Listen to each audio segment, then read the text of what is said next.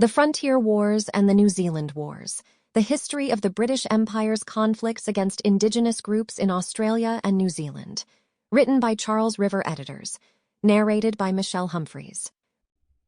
Introduction. By the mid-17th century, the existence of a land in the south referred to as Terra Australis was generally known and understood by the Europeans, and incrementally its shores were observed and mapped. Van Diemen's Land, an island off the south coast of Australia now called Tasmania, was identified in 1642 by Dutch mariner Abel Tasman, and a few months later, the intrepid Dutchman would add New Zealand to the map of the known world. At the time, the English were the greatest naval power in Europe, but they arrived on the scene rather later. The first to appear was William Dampier, captain of the HMS Roebuck, in 1699, after he had been granted a royal commission by King William III to explore the east coast of New Holland.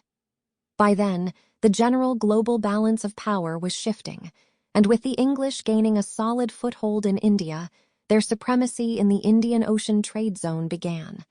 The Dutch, once predominant in the region, began slowly to lose ground, slipping out of contention as a major global trading power.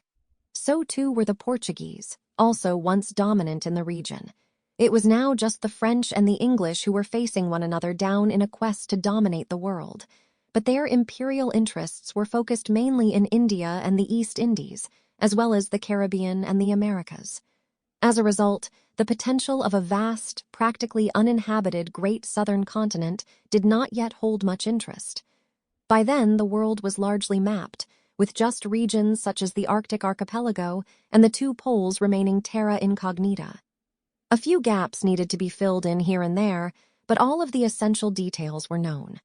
At the same time, a great deal of imperial energy was at play in Europe, particularly in Britain. Britain stood at the cusp of global dominance thanks almost entirely to the Royal Navy, which emerged in the 17th and 18th centuries as an institution significantly more than the sum of its parts. With vast assets available even in peacetime, expeditions of science and explorations were launched in every direction. This was done not only to claim ownership of the field of global exploration, but also to undercut the imperial ambitions of others, in particular the French. In 1769, Captain James Cook's historic expedition in the region would lead to an English claim on Australia, but before he reached Australia, he sailed near New Zealand and spent weeks mapping part of New Zealand's coast. Thus, he was also one of the first to observe. Sample complete. Ready to continue?